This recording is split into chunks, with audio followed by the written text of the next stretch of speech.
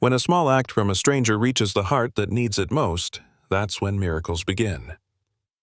It was a cloudy afternoon in Savannah. Rain tapped gently against the windows of Sunrise Café, a little diner tucked between aging brick buildings with a faded sign above the door. Inside, it was warm and lively. The soft clink of glasses, quiet chatter, and the smell of fresh coffee and cornbread filled the open kitchen. Waitresses moved like wind between crowded tables. Among them was Grace, a 26-year-old black woman. Her uniform was worn, shoes scuffed, but her steps were quick and her eyes still kind. "Careful there, Mr. Fred. It's slick outside." She smiled, helping the elderly man into his coat, steadying him with gentle hands. People kept eating, laughing. No one knew a father was about to walk in, pushing a wheelchair, and fate. Grace closed the door behind Mr. Fred and stood still for a moment. A cold draft slipped through the crack, soaking her worn canvas shoes. She turned back inside, gripping the coffee pot like it could warm her. "I used to picture myself in a white lab coat. Now I can't even afford to wash this uniform." Grace, 27. 3 years ago, she left nursing school when her mother fell seriously ill. It was just the two of them. No relatives. She thought it'd be temporary, but the bills never stopped. Insurance ran out by month 8. Now she worked 3 shifts a day: Sunrise Cafe, a laundromat, and mopping floors at a private hospital. The ground floor apartment she rented always smelled damp. Each night, she came home to her mother's dry, rattling cough. Even under 3 blankets, her mother's hands stayed cold. No one knew. Beneath the grease-stained apron was someone who once had dreams. Once, Grace believed hard work would be enough. She studied relentlessly, top of her class. Everyone at the nursing school knew her name. On scholarship day, she arrived early, clutched her bag tight in the hallway, heart pounding like it might burst. But the name on the list wasn't hers. The rejection letter read clearly, "We regret to inform you, the scholarship has been reallocated for special community support." The recipient, the mayor's daughter. Grace sank onto the library steps, still wearing her wrinkled lab coat, hands trembling as she held the letter. She didn't cry loudly, just bowed her head, shoulders shaking. It never made the news. No one remembered. Only one girl quietly walked away from the door she once believed in, Night. The tiny apartment glowed dimly under a flickering yellow kitchen light. The ceiling fan turned slow, making a dull rhythm, like a tired breath. Grace sat at the edge of the bed holding her mother's hand. Thin, cold, slightly shaking with each cough. "It's okay, Mama. I'm here." Her voice was soft, enough to soothe. Her other hand gently rubbed her mother's back. She glanced at the clock, nearly 2 a.m. On the wall, an old photo frame, a picnic long ago, 2 smiling faces. The wood was crooked, the hook rusted, but it hung on, like stubborn memory. Each night looked the same. A quiet fear sat in the corner, unnamed but present. Grace took a deep breath, tucked the blanket in tighter, then headed to the kitchen to warm the next round of medicine. By morning, Sunrise Cafe was getting busy. The bell above the door jingled nonstop. The smell of burnt toast drifted from the kitchen. The manager's sharp voice echoed behind the counter. "Grace, table 3's asked for coffee twice already." She didn't flinch, just nodded softly, smiled, and carried the coffee over. A middle-aged man pointed at the menu without looking up. "Eggs, no yolk, make it quick." Grace nodded, her calm unwavering. When an elderly woman walked in, she quickly pulled out a chair by the window. "This seat gets some sun. It'll keep you warm." Nearby, a little girl walked in with her mom, tears still on her cheeks. Grace brought over a small cookie, quietly placed it on the table. No charge. No one mentioned it. But she did those small things every day, like a ritual that never asked for praise. The door opened again. A white man walked in, pushing a wheelchair with a frail little boy. The boy was thin, pale, his eyes heavy with a sadness far too old for his age. The man stayed silent, scanning for a spot in the corner. No one noticed he was Michael Reed, local millionaire, rarely seen except in finance columns. He tried to angle the wheelchair toward a table, but it didn't fit. The boy shook his head gently. A spoon fell. The plate tilted, spilling sauce down his shirt. Nearby, guests frowned. One turned away. No one said anything. No one helped. Michael bent down, hands trembling as he dabbed with a napkin. The boy stared blankly at the stain. The air around them turned dense, out of place in the cafe's usual warmth. Grace saw everything. She didn't rush, just quietly set down her tray, wiped her hands on her apron, and walked over. Instead of towering over him with questions, she knelt, eye level with the boy. Her gaze met Eli's, not pitying, just present. She pulled out a napkin, gently wiping sauce from his chin and hands. "What's your name, sweetheart?" The boy hesitated, then whispered, "Eli." Grace smiled. "That's a strong name." From her apron pocket, she took out a small plastic toy, a worn, blue dinosaur. "This guy's been looking for a partner." Eli stared at the toy, then smiled, a small, wobbly smile, the first of the morning. Michael stayed silent, but something cracked inside him, quiet and not easily mended. Michael barely spoke through breakfast. He just watched. Grace served soft foods in small bites, chatting gently with Eli, nothing forced. Just natural, like she'd done it 100 times. Eli finished everything. With milkshake still on his lips, he clutched the toy dinosaur like treasure. Grace wiped his mouth softly. As they left, Michael slipped a $100 bill under his coffee cup. When Grace cleared the table and saw it, she didn't hesitate. She ran out the door, calling, "Sir, you left your money." Michael turned. Grace held it out, meeting his eyes. "I only charge for a meal. I don't take pity tips." Her voice was quiet but firm, her hand steady. Michael looked at her for a long moment. Neither spoke. Finally, he took the money back. But he left with a question he couldn't shake. That night, Michael stood by the bedroom door. Eli slept soundly, still holding the little dinosaur. His face more peaceful than usual. Michael exhaled, picked up the phone. "Find out who she is. The waitress at Sunrise Café. Grace." No further explanation. Quick cuts. A file laid on a desk. A college photo. Grace with her curly hair tied back, smiling brightly. Below, a revoked nursing scholarship with a red stamp. Another page. Hospital bills. Each month. Each amount. A handwritten note. "Mom. 3rd round of treatment." Michael flipped through everything, then sat still. The desk lamp reflected off a face that was no longer indifferent, only quiet. Something inside him had shifted. Barely noticeable, but real. Tuesday morning, Eli returned with Michael. This time he walked in faster, smiling when he spotted Grace behind the counter. She lit up. "Well, if it isn't my little hero again." No need to ask. Grace brought the exact same meal. Soft eggs, toast, a milkshake with a smiley face. Eli chatted about a new drawing at home. Michael sat, watching them talk like old friends. At the next table, a woman in designer clothes glanced over. She leaned toward her friend, whispering, "Looks like the waitress knows how to climb the ladder." Her friend chuckled. "Probably trying to cling to his wallet." Grace heard. She didn't respond, just folded a napkin into a little boat and handed it to Eli. "Hold it carefully now, sailor." A breeze lifted the unpaid bill on the counter. The cafe remained warm, but some glances in the room had turned cold. Thursday afternoon brought rare sunshine after days of rain. Grace took Eli for a walk in the park near the cafe. He laughed the whole time, his wheelchair rolling slowly along the brick path. Every so often, Grace bent down. "Not too cold, huh? Want to try the carousel?" A little farther off, a middle-aged woman sat on a bench with her dog. She watched them, frowned, and picked up her phone. Within 5 minutes, a police car pulled up. "Ma'am, what are you doing with this child?" I'm just caring for him." "Can you prove your relationship?" "I don't have paperwork, but he's my friend."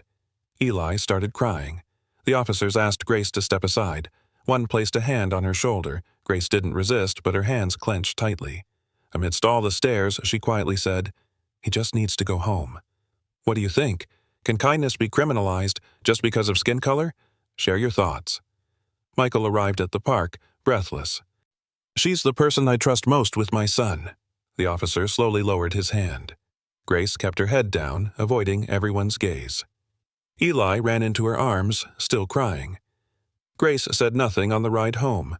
No complaints, no explanations. Scene shift. The old apartment. Night falls. Grace sits beside the sink, gently washing her mother's hair. The water trickles down, warm and steady.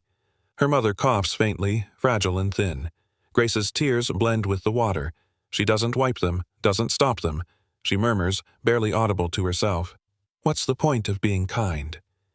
If kindness is still questioned, if just one look can drag me to the bottom." The screen fades to black. A question lingers. Is the silence of good people being taken for granted? Whispers echoed behind the kitchen counter. Heard she's moving up to that mansion. She's good at cozying up, huh? Grace stood just a few steps away. She didn't turn, didn't defend herself. She quietly dried a cup, lips pressed tightly.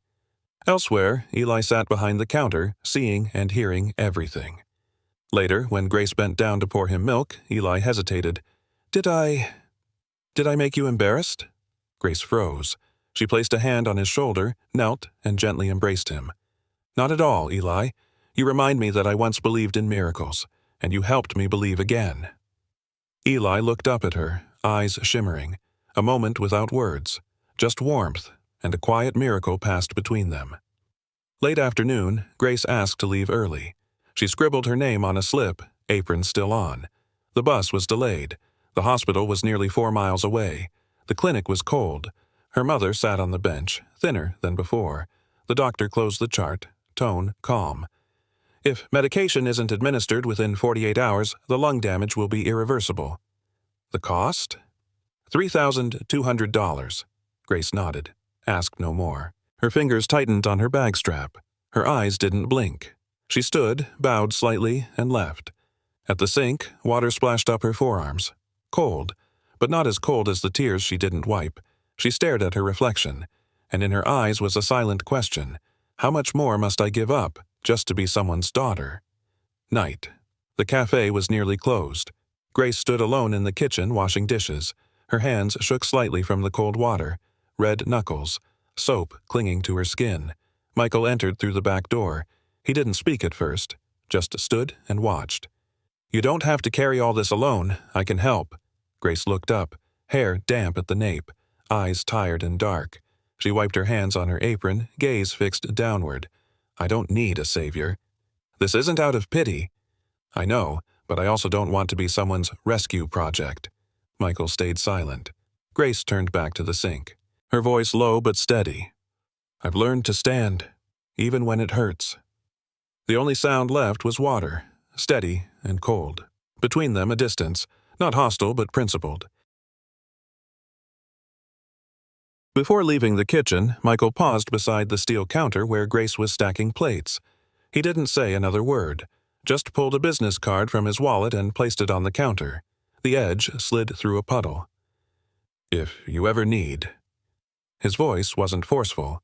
Then he walked away, leaving behind the faint scent of soap, the hum of fluorescent light, and a quiet dish sink. Grace looked at the card. On white paper, clean lettering. Michael Reed, Chairman, Grant Medical Foundation. She didn't reach for it, just stared. 1 beat, 2. Then her gaze softened, not sharp, but contemplative. She said nothing, but something in her stirred, quietly and deeply. Grace returned home in silence. The business card still in her pocket, damp with dishwater. She placed it on a chipped wooden table beside unopened bills. From the bed in the corner, a cough, harsher than usual. She rushed over, dabbing her mother's forehead, helping her sit up. I'm okay. I'm all right. Let me clean you up, then we'll take your medicine. Her mother nodded, struggling to swallow. Her frail hand gripped Grace's as if holding on to life itself. Between ragged breaths, she whispered, You don't have to prove anything to anyone. Just live true to your heart. That's enough. Grace leaned in, pressing her face to her mother's shoulder. No reply. But in her dry eyes, a crack began to spread. Deep and real. The next morning, everything was unusually quiet. No coughs, no soft calls from the corner bed. Grace stepped into the room, morning light filtering through a small window. Her mother lay on her side, hand resting gently on the blanket's edge. Her face looked peaceful, as if dreaming of something beautiful, something life had taken far too often. Grace sat beside her, didn't cry, just watched, for a long time. Then turned to the old crooked frame on the wall, the picnic photo. 2 smiling faces, a life of struggle had ended. No ceremony, no fanfare, just a mother who did everything she could. Grace hugged the frame to her chest. For the first time, she asked herself, if someone reaches out, am I allowed to take their hand? Late afternoon. The café had emptied. Grace sat alone at the corner table, an old phone in front of her. The business card, still there, its edges worn. She dialed the number, held the phone to her ear. Michael's voice came through after a few rings. I'm ready to hear your offer. A pause. But I want to earn it myself. No charity, no shortcuts, just a real chance. On the other end, Michael waited a moment. No surprise, no sympathy. That's exactly why I chose you. Just one line, but it sounded like he'd been waiting to say it. Grace nodded slightly, though no one could see. In the fading light over the scarred wooden table, her voice, gentler now. Then, let's start from the beginning. The iron gate opened slowly. A gray car stopped in front of a sunlit estate. Grace stepped out, clutching the strap of her old canvas bag. Before her stood a world she'd never known. White stone steps, curved wooden staircase, a living room 10 times the size of her old apartment, high ceilings, thick velvet drapes, like something from a magazine. The air smelled faintly of lavender, from the garden out back where Eli sat in his wheelchair drawing with colored pencils. Grace stood still, taking it all in, not in awe, not dreaming, just calm. She set her bag down, adjusted her collar, and stepped inside, slowly, as if careful not to misstep on the polished floor. For the first time, she wasn't here to survive. She was here to begin. On her first afternoon at the estate, Grace stepped into the dining room. A long table draped in white linen, silver cutlery arranged with precise angles. A few staff passed by, casting brief glances, not unfriendly, but watchful. She stood by a chair, not sitting right away. Her fingers rested lightly on its back, as if weighing where she belonged. From the hallway, a whisper, "She probably doesn't even know how to use silverware." A woman's voice, soft but aimed to be heard. Grace heard every word. She didn't turn, just pulled the chair out quietly and sat down. She placed her hands on the utensils exactly as she'd learned from old books, lessons taught by no one, absorbed in silence under a desk lamp. Dinner hadn't started, but the first silent battle had, and she wasn't the one who lost. Each morning began with Eli's laughter. Grace gently lifted him from bed, guiding him through his physical therapy. "Great job. Just 2 more counts." Eli nodded, forehead damp with sweat, but no longer wincing like before. Afterward, they painted together. He made the sky green. Grace didn't correct him, just asked, "Why is the sky green today?" "Because I feel happy like grass." At lunch, Eli finished all his vegetables. For the first time in months, Grace said nothing, but her chest eased, like a breath finally released. That evening, she brought a file to the community center, filled out every line, signed at the bottom, nursing program, re-enrollment. Would you start your life over, with calloused hands and a heart still healing? If you've ever stood at that edge, share your story. The yellow glow of Grace's lamp spilled across white walls, open nursing books, scribbled notes. She leaned on her hand, eyes tired but still writing. The clock crept toward midnight, back aching, eyes burning. Still, she didn't stop. A sip of lukewarm water, then more notes. Her door creaked open. Eli peeked in, holding a folded sheet of paper. "Miss Grace." She looked up and smiled softly. He ran in and handed her a drawing. A figure in a cape, holding a stethoscope, standing on the moon. Messy letters below, "You're my superhero." Grace pressed the drawing to her chest. No words, but in her eyes, gratitude and fear that she might not be good enough for this new role, because motherhood isn't always about giving birth. Sometimes it's being chosen. Chandeliers cast a soft light over a long banquet table. Guests in polished attire spoke in tempered tones laced with judgment. Grace sat beside Eli. Light makeup, a simple but neat dress. A bejeweled woman turned to her. "How do you know Mr. Reed?" Grace didn't flinch. She set down her fork and looked her in the eye. "I used to be a waitress at a small diner near the park." A pause, then a chuckle from the end of the table. Not loud, but enough. Another guest sipped their wine with a smirk. "Well, that's quite something." Grace said nothing. Under the table, she squeezed Eli's hand. He squeezed back. Without even looking, she knew. He was on her side, even if the rest of the room wasn't. The table had just begun to stir after the smug laughter. Grace stayed still, one hand holding Eli's, eyes steady. Michael stood, no toast, no smile, his voice low but clear. "She's the reason my son smiles again." He looked around the room. "She's the only one who's gotten him to eat, to try, to trust again." Silence. "And I trust her more than anyone in this room." Heavy hush. Some eyes dropped, some lips pressed tight.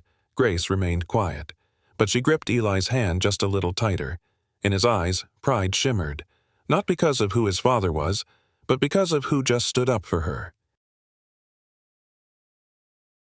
A small stage, rows of plastic chairs. The community center echoed with names being called. Grace Thomas. She stepped forward in a simple white uniform, certificate in hand, eyes calm with quiet strength. From the front row, Eli jumped to his feet and clapped louder than anyone. "You're the best," he shouted, uncaring who heard. Grace smiled, not beaming, but grounded. As she descended the stage, she paused by the narrow window. Sunlight poured through the sheer curtain. She looked up at the pale gray sky. No words, just lips forming silently. "I did it, Mama." A soft breeze rustled the photo in her wallet. Her mother's picture trembled, like a slow nod from somewhere far, far away. A quiet afternoon. The courtyard buzzed gently in preparation for the ceremony. Michael stood beside Grace, holding the ceremonial ribbon scissors. His eyes fixed on the white cloth draped over a sign. The Gloria Center, Community Rehabilitation Center. "I didn't want to just help Eli. I want other kids to have a chance too, and I couldn't think of anyone more deserving to begin this with than you." He spoke slowly, meeting her eyes. Grace didn't answer right away. Her gaze settled on the engraved name, Gloria, her mother's, elegant, carved in clean lines. The ribbon was cut. Applause rose. Cameras flashed. But Grace's real moment happened quietly, inside. The pain of the past now stood tall in the light, wearing her mother's name, and a dream finally begun. Afternoon sun stretched long across the brick courtyard. Children's laughter rang through the center. A boy with disabilities took his first steps with a walker. Eli led a younger girl down the hall, pointing ahead. "That's her. She helped me. When I dropped my spoon, nobody helped, but she did." The little girl looked. Grace sat by the window, a journal open on her lap. She wrote slowly, as if not to forget. "I was once the woman who picked up a spoon for a stranger's child, and that spoon lifted my whole life." A breeze turned the page. That old plastic spoon now hung near the center's gate, small, worn, silvered with time, but everyone who passed it smiled. It started with kindness, and ended in a generation touched by love. Evening. The activity room sat quiet. Eli walked in, hiding something behind his back. Grace was tidying up. She turned and smiled. "What's going on, little doctor?" He held out a bracelet, simple, made of string. In the center, a small metal tag engraved with, "My hero, Eli." Grace froze. Her hand trembled as she accepted it. No words needed. She knelt and embraced him tightly. In a room bathed in golden light, the woman who once bent down to pick up a spoon was now someone that child looked up to and called a hero. Grace smiled through tears, not from exhaustion this time, but because she knew she had chosen the right path. You don't need power to change a life, not fame, not money, not family name, just sincerity, just one moment of seeing someone, truly seeing them, and the courage to kneel down and pick up a fallen spoon. Grace didn't do anything extraordinary. She was simply kind, at the right moment, to the right person, and that small act changed everything. Have you ever been a Grace? Have you ever reached out without expecting anything back? Comment below. I believe in kindness. If this story kept you watching until the very end, please like, share, and subscribe, so the spirit of that tiny spoon can live on in this world.